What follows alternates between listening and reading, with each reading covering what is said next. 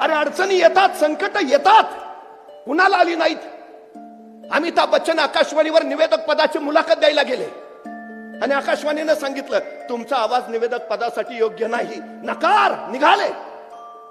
मग आता आपण आपल्या आयुष्यात काहीच करू शकत नाही, रडत बसले अमिताभ. नाही, हा आवाजच मी हिंदुस्थानचा आवाज बनवेन.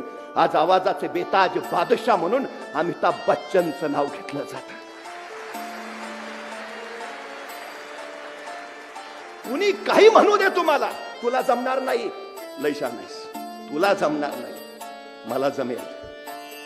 जमेल, या जगात अशक्य काहीच नाही, अजिबात नाही, असंभव काही नाही, इम्पॉसिबल नाही, सगळं शक्य आहे, सगळं. तुम्ही फक्त कल्पना करा, होणार, प्रत्यक्षात येणार.